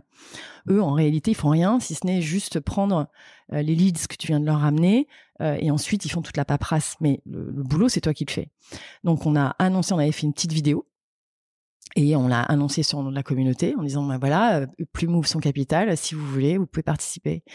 Et là, c'est fou parce que tu rencontres tout un type de personnages différents, des primo-investisseurs, des personnes qui n'ont jamais investi. On avait un ticket minimum de 3 000, mais en réalité... ticket minimum, chers auditeurs, ça veut dire que c'est on n'accepte pas d'investissement inférieur à 3 000 € en l'occurrence. Exactement. J'ai fait juste une exception pour une cliente qui était vraiment ultra fidèle. J'avais pris 1 500 €, mais sinon, toutes les autres, c'était minimum 3 000. Mais en réalité, les tickets, donc on a eu une première, Marie-Laure, qui est toujours, qui est d'ailleurs réinvesti sur la deuxième levée, qui avait mis un très gros montant, qui nous a permis en fait, de boucler très, très rapidement la levée. Et voilà, donc en 15 jours, j'ai passé 15 jours à faire des pitchs toute la journée au téléphone, mais c'était génial. Tu vois, j'y mettais mes tripes à chaque fois, je racontais qui j'étais, d'où je venais, pourquoi j'avais lancé Plume, ce que je voulais faire. Et en fait, c'est ça que tu dois vendre. C'est ta croyance, ce sont tes croyances, c'est ton projet. Évidemment, il y a un business model, évidemment, il y a un compte de résultats prévisionnels, évidemment, il faut que tu aies des KPI, évidemment tout ça. Mais ça, tout le monde peut le faire. Tu peux raconter ce que tu veux sur ton compte prévisionnel. Mais qui tu es et ce que tu portes, ça c'est... Il n'y a que toi pour le faire. Il n'y a que toi pour le faire. Ça ne peut pas être quelqu'un d'autre. C'est toi en tant que fondateur qui doit le faire. Donc voilà, 200 000. Et là, c'est magique. Parce que d'un seul coup, ça y est, je peux accélérer. Et 2021, ça commence vraiment... On commence vraiment à réfléchir au business. Parce que jusqu'ici, on était en mode survie. Voilà, il fallait faire un peu de business, on savait pas trop. Survie, test and learn. Exactement. Et on dit pas l'habiter ton couteau, mais je sais pas comment on dit en 2024 pour être pardon. Mais bon, voilà. tu bricoles. Les chiffres, je les donne. Donc 300 000 euros en 2020, 1,6 million en 2021, un peu plus que 2 millions en 2022, un peu plus que l'année précédente en 2023. C'est ça. Dans un contexte, on y reviendra tout à l'heure, mais un contexte qui est un peu compliqué. On reviendra aussi, mais tu vas me raconter la suite et 2021 surtout, on reviendra aussi sur le milieu du textile et de la préco, qui est un milieu que tu découvres avec Élise, parce qu'elle c'était un peu son milieu, mais toi c'est pas le tien, et on rentrera un peu dans le détail. Mais donc tu lèves ces 200 000 euros et tu te sens à l'aise pour accélérer, et t'accélères en 2020. Je me sens à l'aise, et puis surtout je me dis je veux faire les choses bien, donc je me donne quelques semaines pour bien construire cette première capsule de 2021 qui s'appelle à fleur de peau, encore tu vois une histoire de sens, et je veux absolument travailler avec ces photographes que j'adore, parce que c'est très important, la photo, le contenu, et donc c'est aussi la première capsule avec laquelle je vais travailler avec nos fabricants français. Donc on commence à faire pas mal de flou, donc de robes, de blouses. Les mailles aussi sont très importantes, et on a aussi déjà de l'accessoire. On fait du cuir, on a des bottes qui sont fabriquées au Portugal. Donc on commence à avoir une vraie capsule. T'as lancé avec 4 pièces, ta première capsule. Ouais, exactement. Là on est en 2021, tu vends 15 000 pièces en tout, et combien de refs ? Alors sur 2021, j'ai plus le nombre. J'ai plus le nombre de refs. En gros, en 2023, t'es à 1000 refs, c'est ça ? Ouais, exactement. Mais je réfléchis, mais ça doit pas être. On doit être aux alentours des 300, peut-être peut-être les 500 refs sur 2021. Et combien de fabricants, combien de partenaires ? Alors Portugal pour les chaussures, je dois avoir 3 fabricants de mailles en Italie, 2 en France, l'Inde, j'ai 3. Ça veut dire une dizaine ? Ouais, une dizaine. Et vous êtes combien à gérer tout ça ? Aujourd'hui, non, à l'époque. À l'époque, on est 4. Ok. C'est un taf à plein temps ? Voilà, c'est ça. C'est ça, oui, parce qu'il y a toute la partie service client. Parce qu'évidemment, la précommande, c'est super chouette, mais il y a un gros travail de service client, puisque nous, notre idée, c'est que nos clientes aient le même niveau d'information sur la production que nous. Une fois qu'elles ont passé la commande, c'est comme, tu vois, un trajet que tu fais quand tu pars en vacances. Ton trajet aller, il te paraît une éternité. Alors que ton trajet retour, il paraît hyper court. Pourtant, c'est exactement le même. La première fois que tu passes ta commande en précommande, mais ça te paraît hyper long. Mais une fois que tu l'as fait une première fois, la seconde, en fait, elle est beaucoup plus facile. Et donc, il faut que tu accompagnes ta cliente. Et aujourd'hui, c'est Alix qui s'en occupe, mais on a un email qui est envoyé à chaque phase de fabrication de la pièce. Donc, on les informe quand la précommande est terminée, que le tissu vient d'arriver, que la coupe est en train de se faire, le montage, et ensuite l'envoi, c'est arrivé chez le logisticien. Enfin voilà. Donc, le plus important, c'est que la cliente sache où est-ce qu'on en est. Partons là-dessus, d'accord, sur les apprentissages un peu que tu as après 3 années de préco. Ce premier point que tu abordes, c'est l'importance de la communication. Oui. C'est de la réassurance, c'est de l'information. Combien de messages entre le moment où elle passe commande et le moment où elle Bah, ça va dépendre des étapes et du produit, c'est ça? Alors, ça va dépendre du moment où elle a passé la commande, parce que la cliente qui va commander tout début de la précommande et celle qui va passer sa commande juste à la fin, déjà elle économisé quelques mails, mais on est sur 5-6 mails à peu près. Combien de temps les précommandes? Tu les laisses ouvertes? 3 semaines. 3 semaines de précommande? Alors, si c'est une pièce qui est juste en capsule. Après, on a des essentiels qui sont tout le temps en précommande. C'est-à-dire que là, pour le coup, on a plein de prod. Donc, on a des batchs en fait de production. Mais que tu lances que quand tu as validé les précommandes? Quand on considère qu'on a suffisamment de commandes pour pouvoir lancer une prod et pour éviter que notre cliente elle ait trop à attendre. Donc, je te parle de ça, de ces essentiels. Tu fais pas sur les essentiels, en dehors des capsules, tu ne commandes pas, tu fais pas du stock. Alors le stock tu vas le faire parce qu'on a évidemment on a déjà évidemment ces fameux MOQ, donc minimum of quantity. Ça va dépendre parce que franchement j'essaie de travailler avec les meilleurs et j'ai la chance de travailler avec les meilleurs en termes de qualité. Je suis bluffée par la qualité qu'ils proposent et ce sont eux qui mettent en vie ce que tu dessines, ce que tu as pensé. Donc ça, c'est très important. Mais donc, ils ont quand même des minimums de quantité, parfois qui sont un peu plus hauts que ceux que nos précommandes. Mais en même temps, c'est bien parce que je vais avoir des clientes qui vont pas avoir envie d'acheter en précommande, qui vont avoir envie d'acheter tout de suite. Donc, quand elles ont, par exemple, une robe, elles se disent, quand elle est en stock, je la veux maintenant. Elles vont payer le prix normal, puisque le prix en précommande... Oui, donc tu as du stock. Oui, j'ai un peu de stock. Ouais. Et puis surtout, il y a les retours. Sur les essentiels, ok. Il y a les retours. Ça, c'est très important. Pardon, je me rapproche du micro. Les retours dans le prêt-à-porter, ça, c'est aussi un vrai sujet dans le digital. Donc, ça te permet d'avoir du stock. Ok, hyper intéressant. Et là, je suis sur la jupe Splendid Silver, qui est effectivement... Ah non, tu as différentes tailles qui sont disponibles. Oui, alors là, c'est en fin de stock. Et là, on va relancer d'ailleurs ce week-end les précommandes là-dessus. Compris. Ok. Donc, sur les essentiels, tu as des commandes qui partent assez régulièrement. Et sur les capsules, le time frame, le scénario, le séquençage, pardon. Ok, le séquençage. Donc déjà, shooting, qui est absolument essentiel. Et le shooting va dépendre, l'histoire que tu racontes sur le shooting va dépendre de la sortie, déjà. Une fois que on a créé la page produit, qu'on a créé l'histoire, on lance la précommande. Et la précommande, elle peut durer entre 3 semaines à 1 mois, voire 5 semaines.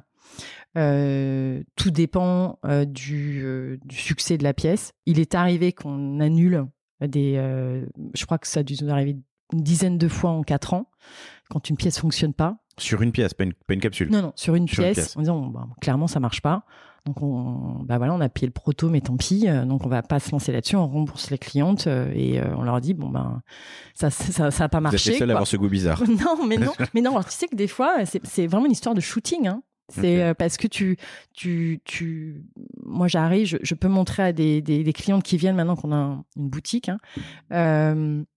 elle voit les pièces, elle me dit mais elles sont magnifiques, mais ça n'a jamais été mis en vente. Je dis oui, ça n'a pas marché. Elle me dit comment c'est possible que ça n'ait pas marché? Et ça vient du shooting, c'est-à-dire que le shooting raconte tout. C'est très important. Ce que tu vas raconter, la manière dont c'est perçu, c'est absolument primordial. Okay. Donc oui, ça nous est arrivé. Mais 99% de notre temps de précommande sont 3 semaines et on continue à vendre pendant la fabrication. Donc avec une remise qui est moins importante. Pourquoi? Parce que on sait qu'on va avoir une quantité qui va être supérieure. Donc en réalité, la précommande, elle se fait durant la période pure de précommande et ensuite durant la confection.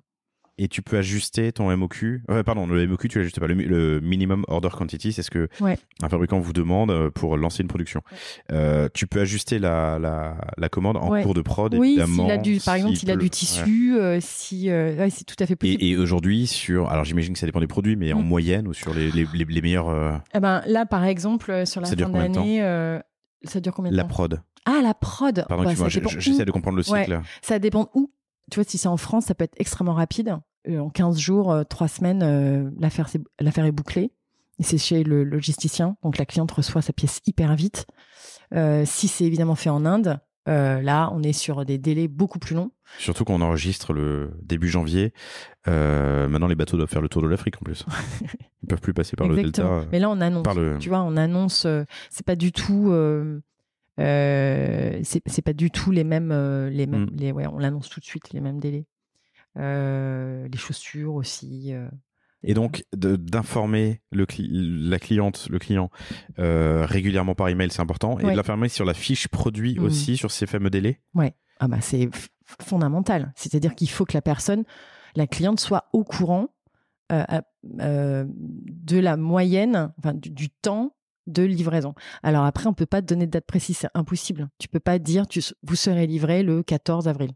Non mais là typiquement, alors c'est ton best-seller donc ou l'un de tes best-sellers, mais je suis sur la jupe Splendide Silver. Il y a écrit précommande en cours. On n'est même pas encore à l'étape de confection. En revanche, la livraison se fait à partir de mi-janvier, donc dans quelques jours à peine. Comme c'est un best-seller, je l'ai tout le temps. Tu l'as tout le temps en prod. Ok. On n'arrête pas de la vendre. Ok. Combien de rêves par capsule ? Alors aujourd'hui, on est sur une cinquantaine. Une cinquantaine de rêves par capsule et combien de capsules par an ? On doit être à une dizaine. Ok. Ouais, ça force un renouvellement permanent et là-dedans tu vas sélectionner. Tu sais que pour toi, j'ai fait le calcul parce que je l'avais jamais fait. Alors attends, je vais te retrouver ce chiffre. Ça veut dire que j'ai développé 1000 références. Depuis le début. Ouais. Je m'en étais jamais rendu compte. Ça paraît fou. Et sur 1000 refs, combien sont encore, tu vois, commandables Ah ben là, non. Alors aujourd'hui, l'idée d'une marque, c'est que tu puisses avoir des bests qui sont iconiques. Donc oui, on a par exemple le pantalon Gus, on a le William, on a le Arcadian qui est revenu sous la forme du Johan. On a évidemment la Splendide, on a des robes iconiques qui reviennent, Barbara, Isis, qui vont revenir régulièrement. Mais donc on parle de quoi ? D'une cinquantaine de rêves sur les 1000 que tu as développés ? Alors la question que je te pose, de manière assez candide, c'est tout cet effort que tu as développé, que tu as passé à développer les 950 autres, est-ce qu'il n'aurait pas été mieux ? Mais elles vont revenir. En fait, si tu veux, c'est ça l'intérêt, c'est qu'elles vont revenir. Donc, t'as des principes de... C'est une bibliothèque. En fait, la valeur de ta marque, ce que tu construis, l'investissement, en fait, c'est ta bibliothèque de produits. Alors après, il faut que tu puisses comprendre quels ont été les taux de retour de tes pièces. Est-ce que elle a été bien coupée, moins bien coupée ? Mais l'investissement de ta marque, et c'est ça qui est le plus lourd sur une société de prêt-à-porter, c'est de créer cette bibliothèque de références. Mais ma question est idiote, en fait. Elle n'était pas du tout... t'as raison. On est dans l'univers de la mode ou de la fashion, peu importe. Le vestiaire de tournée avec des iconiques qui reviennent, évidemment. Que tu sois en précommande ou pas, d'ailleurs. Ok. Donc, une cinquantaine de rêves actuellement par capsule, une dizaine de capsules par an, 1000 rêves développés jusqu'à présent. Ça paraît fou, quoi. Un cycle qui va durer, du coup, entre 2 et... Enfin, jusqu'à 2-3 mois pour les précommandes pour les plus longues, c'est ça, et des choses qui sont plus rapides. Je voyais sur la jupe tout à l'heure. Mais tu vois, par exemple, à Noël, on avait toute une capsule autour du léopard. C'était un tissu que j'avais trouvé sur Paris et qui a cartonné. J'ai eu de la chance de pouvoir le retrouver et la cliente, en fait, donc on a fait 3 précommandes sur par exemple la chemise Agnès. Les clientes ont été livrées hyper rapidement. Donc évidemment, celles qui ont fait le troisième batch de précommande ont attendu un petit peu plus, mais elle s'était inscrite à une alerte de retour en précommande. Mais la cliente a été livrée en 15 jours, 3 semaines. Enfin, c'était hyper rapide. Donc c'était. Elle s'appelle la chemise Agnès Léopard. Je l'ai pas dit d'ailleurs, j'aurais dû le dire au début de l'épisode, mais vous allez voir une personne dans 95% des photos, c'est Céline que j'ai en face de moi. Ah oui, puis il faut que je te raconte pourquoi. On parlera d'incarnation, on y viendra. Mais donc, une cinquantaine de rêves par capsule, une dizaine de capsules par an, des rythmes ou des cycles qui sont plus ou moins rapides en fonction du lieu de fabrication, du type de fabrication, et du coup, pas de principe de collection. Non, c'est un principe d'histoire. C'est une expérience, une histoire, quelque chose qu'on va raconter à ce moment-là. Alors évidemment, il faut une cohérence artistique. Les tons, les tonalités, les coupes, les matières, évidemment, sont réfléchis pour pouvoir raconter une histoire qui est cohérente, congruente à la fois avec la saisonnalité, mais aussi avec l'histoire que j'ai envie de raconter. Et des fois, la capsule, elle va partir d'une rencontre avec un tissu. Je tombe sur un imprimé et là... tu sais, ça fait boum, boum, boum. boum dans la tête. Et oui, tu te dis, OK, on va raconter quelque chose là-dessus. Mais il faut que ça corresponde au style de la marque et il faut que ça corresponde à nos clientes. Donc, on a une grosse analyse, si tu veux, de data par rapport au retour, par rapport à qu'est-ce qui a fait cliquer ou pas. Pour analyser les shootings et la campagne de com exactement, de bien tes sûr, capsules. Bien sûr. Ma création de collection est basée sur ces datas-là aussi. Ok, intéressant. Autre enjeu important du milieu ou de la verticale de la précommande, c'est le financement. Oui. On l'a dit tout à l'heure, tu as levé 200 000 euros en 2020. Là, tu es en train de faire une levée en ce moment. Oui, exactement. On a fait une deuxième. On a entamé, on a sécurisé. On va chercher 800 000. On a déjà sécurisé 350 et 150. 500 donc. Ouais. Voilà. Et là, on va terminer. Je vais faire ça tranquillement parce que maintenant, du coup, je suis seule aux commandes. Donc, c'est quand même très énergivore. Mais ce ne sont pas les mêmes typologies de profils aussi. C'est chouette parce qu'on rencontre des femmes d'affaires qui ont par exemple des châteaux dans le vin. On a même des couples qui ont investi, monsieur, madame. Donc c'est pas forcément que des femmes, des gens qui n'étaient pas aussi clients de Plume. Alors ça m'a bluffé. Des personnes qui étaient juste intéressées par le business model, qui ont été séduits. Ça c'est alors là pour le coup c'était une vraie surprise pour moi. Et oui donc c'est chouette, mais ça prend du temps, c'est très chronophage. Alors pourquoi se financer dans la précommande? On a besoin, si tu veux, aujourd'hui de fonds de roulement, hein, parce que les marges sont très faibles et qu'il faut aller chercher du volume, qu'il faut se structurer. Quand tu fais 1200 commandes par mois, il faut un service client. Donc, il faut que tu aies quelqu'un pour pouvoir gérer ce service client. La com, aujourd'hui, ça nous prend beaucoup de temps. Le développement des pièces, tu vois, mes allers-retours pour aller voir les fournisseurs, parce que c'est primordial, ça demande quand même de l'argent. Donc, tu es obligé à un moment donné de passer dans cette phase un peu compliquée financièrement. Mais on est accompagné par plusieurs sociétés de financement, notamment Silver, PayPal, qui nous accompagnent depuis très longtemps. PayPal ? Ouais, PayPal. Sur en fait, tu sais, tout est très dans l'analyse. Donc nous, les clients peuvent payer via PayPal. Ouais. Et donc ils te contactent directement en disant voilà, on sait que vous avez fait tant de CA avec nous, donc on sait que vous allez faire tant de CA sur la prochaine année. Donc, on peut vous financer tant et ça vous coûte tant et on peut vous les débloquer en 48 heures. Et ça, c'est super chouette. Installez PayPal. Chers auditrices, chers auditeurs, voilà. Installez PayPal. Et Silver, c'est la même chose. Silver, c'est génial. Ils sont passés sur le panier. Je vous invite à écouter l'épisode, mais tu vas me raconter ton expérience. C'est silvr.co qui fait du revenue-based financing. Donc, c'est du financement de la croissance. Exactement, financement de la croissance. Alors, nous, on a fait pas mal de financement avec eux. Enfin, de la croissance, pardon, non, financement des ventes. Revenue-based, c'est financement du chiffre d'affaires. Alors, au départ, c'était la croissance. Ouais. C'est-à-dire qu'eux, ils étaient vraiment basés sur l'acquisition. Fallait avoir vraiment pas mal de campagnes Insta, donc Meta. Évidemment, il a regardé ton business manager. Ils se bloquent sur tout. Ils connaissent jusqu'à ta petite culotte, la couleur. Enfin, ils connaissent ton compte en banque, ton Shopify, ton business manager. Enfin, ils connaissent tout. Mais en même temps, c'est hyper rapide. Ils sont capables de te débloquer les fonds. C'est ça la contrepartie, c'est que vous pluguez votre Shopify, votre FB Manager ou autre, ils sont capables avec des algos de vérifier la qualité des pubs et le ROAS et de dire oui ou non. Et puis je crois qu'ils t'émettent une carte virtuelle et te disent boum, dépense. Alors ça c'est sur la partie acquisition avant. Maintenant, alors moi là, ça y est, ils me donnent les fonds et on y va. Et j'ai Mégane qui, si elle écoute, qui nous suit depuis le départ. Après, elle regarde aussi nos objectifs. Et l'année dernière, franchement, j'étais à 300 € près, nickel sur mes objectifs tous les jours. Donc, elle savait qu'on était réglo. On était réglo.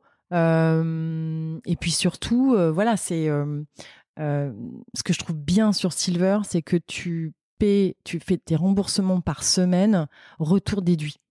Parce que mine de rien, tu as quand même tes remboursements à faire.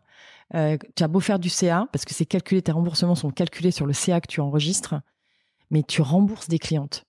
Donc en termes de cash... oui, en termes de trésor, tu as un jeu qui est... Ce qui n'est pas le cas de PayPal. PayPal, il prend peu importe les retours que tu vas faire. Ok.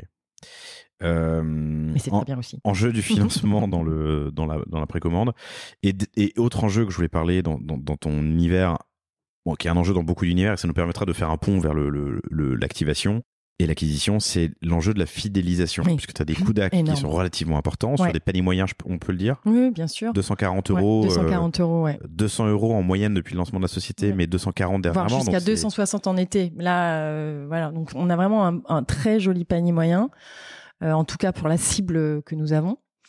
Et évidemment, dû au fait qu'elles achètent plusieurs pièces, elles achètent un look, elles n'achètent pas qu'une seule pièce. Et combien de pièces en moyenne? 1, 2, 3 1 et demie, 2? Ouais, 1 et demie, ouais. Okay. 1 et demie. Ça va varier en fonction des produits et produits et de la saisonnalité, tu vois. Donc un panier élevé, pardon, et un enjeu de et donc oui, par exemple, mon coût d'acquisition, je peux le dire, on est aux alentours des 60 euros. Donc c'est très cher, mais c'est dû au prix des pièces que je vends. Et donc, ça veut dire qu'il faut que ma cliente, je puisse la fidéliser 3-4 fois. Et il faut qu'elle puisse racheter au minimum 3-4 fois chez moi pour que je gagne de l'argent sur cette acquisition. Donc, le service client, le suivi de fabrication, la qualité, l'expérience qu'elle va vivre, c'est absolument fondamental. Et c'est peut-être le seul sujet où je peux être un peu touchy. C'est-à-dire que sur le reste, je suis vraiment très, très cool. Mais sur l'expérience cliente et sur la fidélisation, c'est tout le travail, en fait. Tout ce que tu as fait de la création de ta pièce, de la création du shooting, l'énergie que tu vas mettre dans l'acquisition, dans les contenus que tu fais, dans ta page produit, enfin dans tout, dans la fabrication. Si la livraison se passe pas bien, si l'expérience à un moment donné détonne, tu as perdu ta cliente. Donc tu as perdu 60 euros plus tout le reste. Oui, et tout l'impact, le dommage que tu fais à ta marque. Mais bien sûr. Et au bouche à oreille. Ah non, donc il y a un sujet qui peut me mettre en tension, c'est ça. L'expérience client. Ah oui, l'expérience client. Oui, ça devrait tous nous mettre en tension. Fidélisation, il y a plein de leviers. Parlons d'activation et d'acquisition. Ouais. Avant ça, qui est le persona qui achète Plume Paris? Alors c'est une femme qui a, j'ai pas mal de chance parce que c'est une femme qui a entre 32, 33. T'as dit pas mal de choses ou pas mal de chance? Pas mal de chance. De chance. Oui, okay. Je trouve que c'est parce que c'est assez large en fait. On est entre 32 ans, 30 ans, 33, 34 ans à 65 ans. Elles ont évidemment des revenus qui sont confortables parce que évidemment, il faut pouvoir s'offrir des pièces qui, voilà, je vais pas citer des marques, mais bon, ZARA, on connaît, voilà, tous, mais donc faut pouvoir s'offrir ces marques-là. On est à 70% maintenant fabriqués en France. Moi, j'achète, j'exagère un peu, mais mes pièces au prix où les femmes achètent leurs pièces TTC chez Zara. Ok. Donc, je peux pas les vendre au prix de chez Zara. Donc non, c'est pas possible. Mais elles ont pas non plus la qualité d'autres marques. Et puis surtout, elles ont pas cette petite différence quand même. Et donc oui, elles ont envie de raconter une histoire qui leur est propre. Elles n'ont pas envie de porter le même vêtement que leurs collègues au bureau, voilà. Elles sont touchées, je pense, par l'histoire qu'on leur raconte. Et surtout, elles aiment l'idée que la pièce a été fabriquée pour elles. La pièce, en fait, elle est fabriquée juste pour elle. C'est pas une pièce qui a été fabriquée parmi d'autres et que, voilà, on vient chercher sur un cintre. La pièce a été fabriquée pour elle. Et puis, et c'est là que la chose est quand même assez rigolote. J'ai 47 ans, je porte les vêtements et elles se disent, mais si elle peut le porter à 47 ans, mais peut-être que moi, je peux aussi le porter, en fait. Et donc, ce sont des filles qui se disent, je vais m'autoriser cette liberté-là. Je vais m'autoriser à porter ce vêtement que j'aurais peut-être pas osé porter il y a quelques années. Donc, ouais, ça, c'est le persona. Ok. Je trouve hyper intéressant ce que tu viens de dire. J'aimerais rebondir dessus, mais pas avec des grosses pattes de 6 blancs quarantenaires Gen Z. Gen X? Ouais, je suis quoi, moi? On est quoi, nous? Nous, on est génération... Je confonds toujours. Bref, nés dans les années 70. Tu le revendiques, du coup? Ouais, mais complètement. Alors, complètement. Et je demande 0 retouche. C'est-à-dire que je ne veux pas de retouche sur les photos, à part si j'ai un gros bouton au milieu de la figure très très moche. Et évidemment, je vais sélectionner les photos. Je vais pas choisir celle où j'ai les yeux fermés ou autre. Il y a une allure à un moment donné, mais je refuse la retouche. C'est-à-dire que la cliente, elle sait que j'ai 47 ans. Je faut pas lui mentir. Voilà, il faut que elle puisse se dire, bah voilà, ça c'est la réalité, c'est the girl next door. Je peux porter la même chose. Et elles me le racontent en fait. Quand je les rencontre dans la rue, c'est ce qu'elles me disent. Elles me disent, mais vous m'avez tellement inspirée. D'ailleurs, souvent ça me perturbe. J'ai repris confiance en moi grâce au fait que vous ayez 47 ans et que vous puissiez porter vos vêtements comme vous les portez. C'est plus forcément... Et il n'y a rien de négatif, parce que moi, j'aime beaucoup la jeunesse aussi, les différents styles, mais il n'y a pas que ça. On n'est pas obligé d'avoir 25 ans, être hyper fine et être très, très belle, ce qui est génialissime. Non, enfin, voilà. Ok, non, mais je trouve ça intéressant. Et donc, tu as choisi d'incarner... Non, j'ai pas choisi, en fait. Non, voilà, t'as pas choisi. C'est une transition toute trouvée. En 2020, vous aviez des mannequins. Ouais, non, j'en ai une, parce que voilà, pas beaucoup de sous, mais je décide d'apparaître pour pouvoir transvaser ma communauté sur Plume. Et en fait, on se rend compte qu'on vend 4 fois plus quand c'est moi qui apparais. Et Élise me dit, mais écoute, on prend des photos avec toi. Quand t'as pas de sous, c'est pratique. C'est pratique. En plus, t'es dispo tout le temps. C'est-à-dire que tu as besoin de faire du contenu. Tu te dis, il nous manque ça dans le calendrier des publications. Bah tiens, allez, on va faire ce type de contenu. Tu es dispo de suite. Allez, tu te mets un petit peu d'anti-cerne et c'est parti. Tu peux faire le contenu en 2 secondes. Donc ça, c'est super bien, très agile. Et tu économises beaucoup d'argent. Donc ça, c'est super bien. Et en réalité, il y a cette vraie demande. Donc on a vraiment essayé beaucoup de mannequins. Là, récemment, on commence à trouver des filles avec qui ça marche bien. On fait pas maman-fille parce que l'idée, c'est que justement que ça fasse pas maman-fille, parce que là, si la cliente s'est identifiée à moi, elle a peut-être pas envie de se dire, ah bah tiens, la jeune à côté, ça pourrait être ma fille. Non, je veux pas être la maman, tu vois. Donc, il faut trouver une mannequin qui soit plus jeune. Et puis, accessoirement, c'est déjà occupé. Le côté maman-fille, c'est pas ce que fait... Oui, comptoir des cotonniers. Voilà. Non. Mais oui, puis c'est pas du tout ce qu'on a envie de véhiculer, quoi, tu vois. Et donc voilà, c'est pour ça que j'ai ma pomme partout. Il y a ta pomme partout, mais ça marche, tu l'assumes, ça fait vendre, ça convainc, ça rassure. Ouais. Ta réalisation, je le reprends en 2020, c'est que tu vends 4 fois plus quand c'est toi qui apparais sur les shootings. Ouais. T'es dispo tout le temps, c'est pratique. Ouais. Mais il y a quand même un truc donc qui nous est cher, nous, chez Cosa Vostra. On travaille avec pas mal de belles marques, mais là, notamment, on travaille avec Krug depuis 1 an. Les champagnes, c'est un champagne incroyable, très haut de gamme.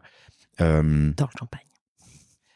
Mais le point suivant, c'est que tu as une valeur de prod, une qualité de prod qui est hyper importante. Ouais. Tout le monde ne peut pas prendre, enfin tout le monde peut le faire, pardon, mais peut-être que ce qu'il faut quand même dire, parce que tout n'est pas si facile, c'est que tu as cette sensibilité artistique depuis longtemps et que ça se ressent dans tes photos. Ouais. Donc oui, tu peux poser. Oui, c'est bien incarné, chers auditrices, chers auditeurs, votre marque si vous avez décidé de le faire. Tout le monde ne le fait pas. La valeur de prod, l'esthétique est importante. Oui, c'est fondamental. Lumière. Oui, c'est fondamental. Tout. Et puis, ce que tu racontes, l'intention. Donc, l'intention dans toute ta production est fondamentale. Donc déjà, pour quelle typologie de canal tu vas créer ce contenu ? Donc, est-ce que c'est un carrousel ? Est-ce que c'est une photo ? Est-ce que c'est un Reels ? Est-ce que c'est un TikTok ? Est-ce que c'est une newsletter ? Donc déjà, l'intention, c'est vraiment la base de ta création.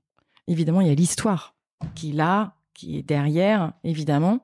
Mais dans ta prise de vue, il faut qu'il y ait cette intention-là. Tu peux pas ensuite la créer. Tu scriptes, comment vous faites ? Alors, oui, je scripte pour le coup... papier, crayon ou note, voilà, je donne les grandes lignes et je briefe les filles. Donc, il y a toujours un brief, que ce soit... Alors, sur les gros shootings, j'ai mon vidéaste et ma photographe. Je fidélise vraiment parce que j'ai pas besoin de réexpliquer à chaque fois ce que je souhaite. Ils savent que je suis casse-pied. Pour te dire à quel point je suis casse-pied, je fais moi-même le tri des photos et je fais moi-même la post-prod de une photo de chaque série. Donc, c'est une fois que j'ai fait la post-prod lumière de chaque série, qu'ensuite ils peuvent copier en fait cette post-prod sur tous les autres clichés. Et c'est à partir de cette base-là ensuite qu'on fait la post-prod de vidéo. Il y a une campagne en cours que je puisse voir à quoi ça ressemble? Sur Meta Nouvelle collecte. ou sur le site ou sur Meta? En ce moment, on est en pleine archive. On enregistre, on est au mois de janvier, mais bientôt, tu vas pouvoir voir bientôt. Mais oui.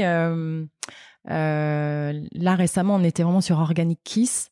Et Organic Kiss, c'était vraiment autour de la bouche. Il y avait quelque chose de très sensuel avec le rouge et évidemment la fête. Là, on était dans quelque chose de très féminin et en même temps très libre. Et organique, c'était la sensation de se sentir vraiment englobé. Il y avait quelque chose de... et ce dont tu as envie en hiver, tu as envie de t'englober dans des vêtements, tu as envie de te sentir bien caressé.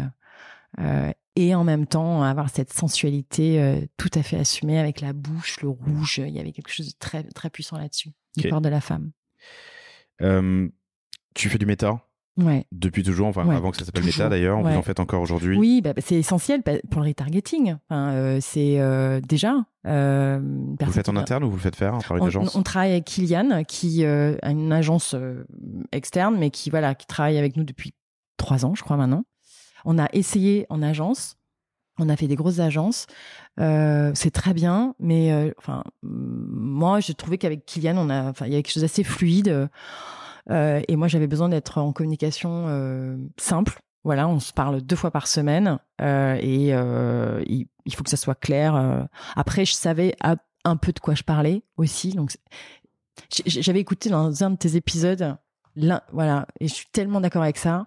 Déléguer des choses qu'on maîtrise quand même, c'est hyper, hyper, hyper important pour garder la main. Il faut comprendre et maîtriser, exactement. Ou au moins comprendre avant de déléguer. Ah bah oui, bien sûr. Sinon t'es complètement dépassé. Et dans le doute et dans la méfiance, évidemment. Ok, ton enjeu, on l'a dit tout à l'heure, c'est la fidélisation. Tu as fait en cumulé un peu plus de 6 millions et demi de chiffre d'affaires jusqu'à présent. Exactement. Sur un panier moyen à 200 depuis le début, j'ai dit tout à l'heure, ça fait une 30aine de milliers de commandes. 34 000 commandes, c'est la 34 000 commandes. Félicitations. Putain, je suis débile parce que je faisais le calcul, mais je l'avais noté, tu me l'avais dit tout à l'heure avant. Bon, 34 000 commandes. Et quel est le taux de repeat? Combien de commandes par cliente? Alors, vraiment sur 2023, c'est différent que évidemment sur 2020 et 2021. Mais là, on est sur 4 commandes par an, donc c'est pas mal. Donc, tu as atteint ton objectif de fidélisation. Via email principalement, via les réseaux sociaux? La newsletter, c'est fondamental. La newsletter, c'est raconte-moi richesse. Comment tu le fais, qui le fait, tes apprentissages, ce qu'il faut absolument pas faire, ce qu'il faut faire. Alors, la newsletter, encore une fois, c'est l'intention. Donc, c'est ce que j'ai. On prend beaucoup de temps, quoi. On prend beaucoup de temps, mais bon, ça peut s'écouter en plusieurs fois, donc c'est très bien. Allons-y. Ouais, donc la newsletter, voilà, l'intention, c'est le plus important. On fait 3 à 4 newsletters par semaine, et à chaque fois proposer quelque chose. Faire une newsletter pour une newsletter, il n'y a aucun intérêt. Tu perds ton abonné. Donc, toujours raconter quelque chose. Il faut qu'elle soit belle. Il faut que le texte soit fort et que tu aies l'information immédiatement dans l'objet ou dans le petit, je sais jamais comment on s'appelle, le petit script qui est juste en dessous de l'objet. Tout doit se passer là. Ouais. Une fois qu'elle a cliqué, le but c'est qu'elle clique, qu'elle vienne sur le site. Parce qu'après, nous on fait le travail derrière en retargeting. Donc, il faut leur apporter une information, il faut être pertinente, il faut qu'elle passe un bon moment, il faut que ça soit beau, il faut qu'à chaque fois qu'on ouvre la newsletter, elle se dise « je passe un bon moment ». Ça, c'est essentiel. Et que, évidemment, le clic qui suit leur apporte une expérience sur le site qui est super bien. Ça, c'est le job après de Cynthia pour que ça se passe fluide, smooth sur le site. Et donc, ce qui marche le mieux, c'est de les envoyer vers la vidéo de capsule, Non, ça va dépendre. Produit, tu vois, par exemple, si on est sur un focus produit, on va vraiment travailler sur la page produit ou sur la collection, ou sur l'histoire que tu racontes. Nous, on a par exemple une newsletter qui marche très très bien, qui est la newsletter de Lookbook. Les clientes adorent aller sur nos lookbooks et un peu comme un magazine, feuilleter en fait toutes les pièces pour ensuite, peut-être un peu plus tard, venir faire leur shopping. Ça, c'est vraiment une newsletter qui marche très très bien. Après, on a aussi des newsletters jeux, parce que l'idée aussi, c'est de leur faire passer une expérience peut-être autre que commerciale. on avait fait un Trouve Brad Pitt qui avait cartonné, et donc en retargeting, c'était hyper bien. Donc on avait caché une petite tête de Brad Pitt, parce que Brad Pitt fait l'unanimité. Et on avait caché une petite tête de Brad Pitt sur le site. Sur ton persona. Exactement. Enfin, il fait l'unanimité sur mon persona, ouais. Vous avez caché une tête de Brad Pitt sur le quoi, sur le site, sur une des pages produits, et elle gagnait des sacs. Et on a été inondés de messages, et en fait elles étaient toutes au bureau en train de se dire mais est-ce que tu l'as trouvé? Et ça avait super bien marché, elles avaient adoré. Ok. Ouais. Ok, intéressant. Vous le faites en interne? Ouais, bien sûr. C'est quoi pour toi, chez Plume, c'est quoi un beau taux d'ouverture et un beau taux de transfo? Un beau taux d'ouverture, c'est 36%, 36, 38%. Ok. Et transformation, parce qu'on a, le problème, c'est que nous, on est un peu brouillé parce qu'on a ces newsletters de suivi de prod, où là, on a 100% de taux d'ouverture. Oui, bien sûr. Là, mais je parle des annonces ou des... Ouais, alors en taux de transfo... Qu'est-ce qui est bien? À partir de combien t'es contente? Je suis jamais assez contente, en fait. Parce que je trouve on peut encore faire mieux. Je sais pas, je dirais... Non, je veux pas, parce qu'en plus, je sais que Cynthia, elle m'écoute, et Ok. si je lui dis que je suis contente là-dessus, après, c'est fini.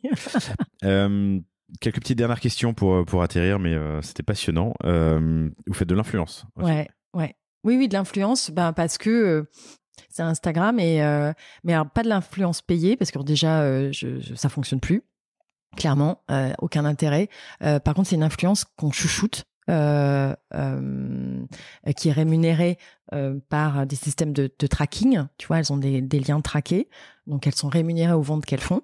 Mais ce sont des influenceuses qu'on fidélise, qui aiment la marque, qui nous ont souvent contactés, qui travaillent avec nous depuis longtemps, qui sont en demande sur les pièces et qui savent raconter l'histoire de la marque. Donc ça, c'est chouette. Et puis aussi, on travaille pas mal avec, entre guillemets, des people, des personnes qui souhaitent porter nos vêtements. Donc ça, c'est trop bien. Quand tu vois tes pièces qui font les marches de Cannes, alors là... Ça vous est arrivé? Ouais, c'est excellent. Et là... mais c'est encore moins fort que quand tu croises une cliente dans la rue qui fait ses courses avec ta pièce. Oui, ouais. Mais et puis le lien est quand même loin, j'imagine. Oui. On dit pas, elles sont habillées en plume. Non. Mais un collier Dior sur un joli. Voilà, exactement. Mais ouais. Ok, intéressant. Quelques petites questions. Le business est compliqué en ce moment. Ouais. Je crois que vous faites. On fait étal. Enfin, une petite croissance cette année. C'est sûr que par rapport aux chiffres qu'on avait fait, les 450% d'augmentation sur 2021 et les 40% qui est de l'année suivante, là, cette année, on fait une petite croissance, mais on est encore en croissance, ce qui est très bien. Moi, j'ai plein d'amis qui sont décroissances, mais grosse décroissance, des moins 30, des moins 40, des moins 50%. Donc, je touche du bois, tu vois, là, j'ai ta table en bois, ma tête, je touche du bois. On sait que cette année, ça va être très compliqué, mais voilà, faut se réinventer. Donc, nous, on est vraiment en train de travailler sur des développements produits différents, radicalement différents aussi, pour compléter l'offre, mais toujours dans un univers qui nous correspond, mais où on va chercher des taux de des coefficients de marge beaucoup plus importants que sur le textile. Et vous avez des points de vente? Alors, on vient d'ouvrir notre premier showroom qui est situé à Bordeaux. L'appartement Plume. L'appartement Plume.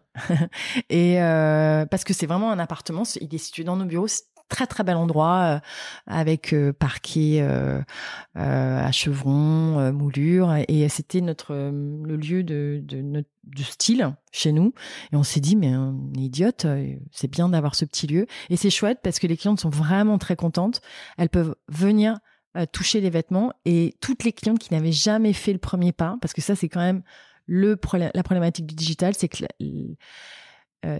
certaines clientes, tant qu'elles n'ont pas touché le vêtement, elles passent pas le pas. Ok. Donc là, elles peuvent enfin faire confiance, elles se rendent compte de la qualité, elles peuvent essayer et elles achètent. Et là, en réalité, c'est une énorme acquisition pour le digital. Une fois qu'elles ont acheté chez nous, elles rachètent après sur le digital. Oui, fidélisent. Exactement. 21 bis Cours Pasteur, si vous êtes à Bordeaux ou de passage à Bordeaux. Mais je vois que vous avez aussi quelques boutiques en France. Alors, ce sont des wholesalers, donc exactement, ils nous ont contactés et ils revendent. Elles passent en précommande en même temps que nos clientes. Et elles avec reçoivent... un tarif particulier? Oui, un tarif business. Et encore une fois, pour moi, c'est un canal d'acquisition. La cliente qui vient et qui se fait en plus accompagner par peut-être la vendeuse qui la suit depuis des années, va bien la conseiller et j'imagine qu'elle viendra sur le site après. Vous pouvez aller voir sur le site nos points de vente dans le footer pour connaître les différentes adresses. Oh, j'espère que j'ai pas dit trop de bêtises. Non, c'était super. Il y a quelques sujets qu'on n'a pas abordés, mais ouais. le temps file. Merci infiniment. Qu'est-ce que je te souhaite pour 2024 ? Déjà beaucoup d'amour, beaucoup de évidemment une année heureuse financièrement au point de vue plume. Voilà, on espère que les pièces vont toujours autant plaire. Voilà, et puis et la santé. Moi, j'ai envie juste de ça. Voilà, de continuer à me faire plaisir, que l'équipe soit heureuse. Et toi, qu'est-ce qu'on peut te souhaiter pour 2024 ? C'est une année de changement. Donc plein de changements. Ok, voilà. Ouais. Ça va être une grosse année, je pense. Céline, merci infiniment pour ton temps, c'était passionnant. Chers auditrices, chers auditeurs, vous pouvez retrouver Céline sur LinkedIn, Céline Lescure, Lescure. Ouais. Et puis évidemment, allez faire un tour sur plume-paris.fr pour voir de quoi on a parlé depuis 1 heure. Si vous avez des questions, n'hésitez pas à la contacter. Et puis, merci pour votre fidélité renouvelée. Comme je le disais dans mes vœux de fin d'année, vous êtes presque une vingtaine de milliers à nous écouter ces conversations chaque mois. Je trouve ça formidable.